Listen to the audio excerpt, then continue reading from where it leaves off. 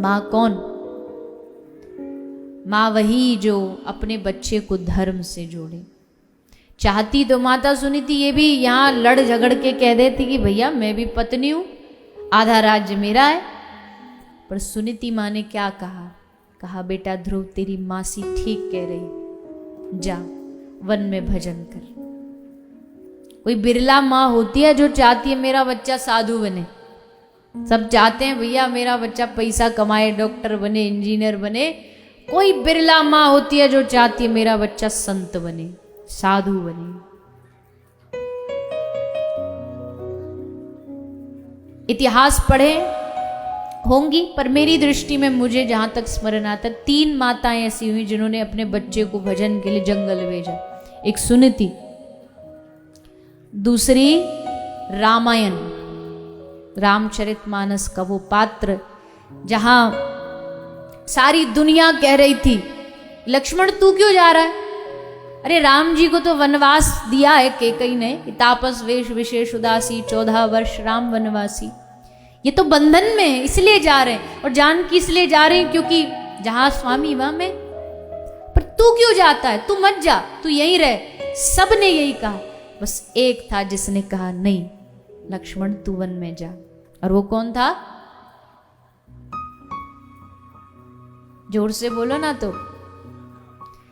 भगवान श्री लक्ष्मण जी की माता सुमित्रा प्रणाम करने आए लक्ष्मण, तो हंसते हंसते बोली बेटा 14 वर्ष अपने भाई की सेवा करनी, जा वन में। धन्य होती है वो माँ जननी जने तो भक्त जने, याद आता या शूर या ही ते तो बांझ भल क्यों गवावे अपनो नूर।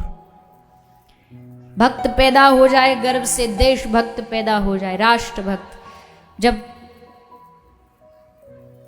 भगत सिंह जब राष्ट्र के लिए अपने आप को बलिदान दे देते हैं तो उनकी माता रोती है।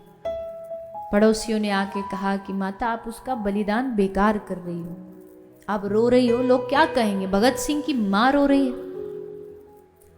तो धन्य है वो माता, रोते रोते क्या कहती है? मैं इसलिए नहीं रो रही कि मेरा एक बेटा चला गया, मैं इसलिए रो रही हूं कि हे विधाता तूने मुझे एक ही बेटा क्यों दिया? तू दूसरा देता तो उसको भी हंसते हंसते इस देश के लिए बलिदान कर देती, कुर्बान कर देती। ऐसी मां जो चाहती है ना उनके घर में राष्ट्रभक्त पैदा होते हैं, और जो नहीं चाहती उनके घर में फिर राष्ट्रभक्त ना भगवत भक्त, पैसा के भगत पैदा होते हैं। इसलिए माताओं से निवेदन, बच्चा स्कूल बाद में जाता है, पहली शिक्षक उसके घर से शुरुआत होती है। तो सुमित्रा मैया ने कहा वन में जा, भजन कर, अपने भाई की सेवा कर। सुनीति, सुमित्रा और एक और माता हुई है, कभी आपने नाम सुना हो, बहुत कम लोग जानते हैं, पर भक्तमाल में भी उनका चरित्र है। रानी थी एक मदालसा। उस रानी ने संकल्प लिया था मेरे गर्भ से जो बच्चा पैदा होगा उसको दोबारा दुनिया में जन्म नहीं लेने दूंगी, उसको 84 लाख के चक्कर से पार उतार दूंगी। जन्म लेते ही बालक को, थोड़ा वो समझदार होता, उसको जंगल भजन करने भेज, 1-2 नहीं, जितने बच्चे सबको भेजा। और अंत में खुद भी रानी मदालसा गई और भजन करके कल्याण कर ली। ये होती है माता। तो प्रयास करें। देखो भैया पैसा कमाना ये तो आज के बच्चे आप नहीं भी सिखाओगे तो भी सीख जाएंगे।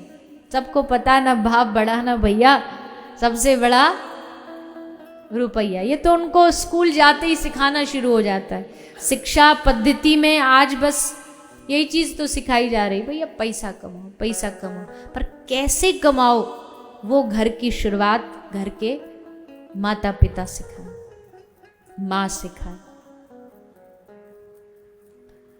जितना आप बच्चों को घुमाने लेके जाते, घुमाने ले जाइए, कोई मना ही नहीं, पर एक बार उनको वृंदावन भी लेके आइए। आप उनको पिकनिक ले जा रहे हैं, पिकनिक पर ले जाइए। एक जन्मदिन पर उनको अच्छे 5 स्टार में आप उनके लिए पार्टी दे रहे हैं, पार्टी दीजिए। पर शाम को पार्टी कर रहे हो तो सुबह उनको किसी गौशाला ले जाओ, हाथों से गुड़ खिलवाओ, चारा खिलवाओ। अगर बच्चों के जीवन में धर्म और भौतिकता का बैलेंस नहीं होगा ना तो सब गड़बड़ हो जाएगा।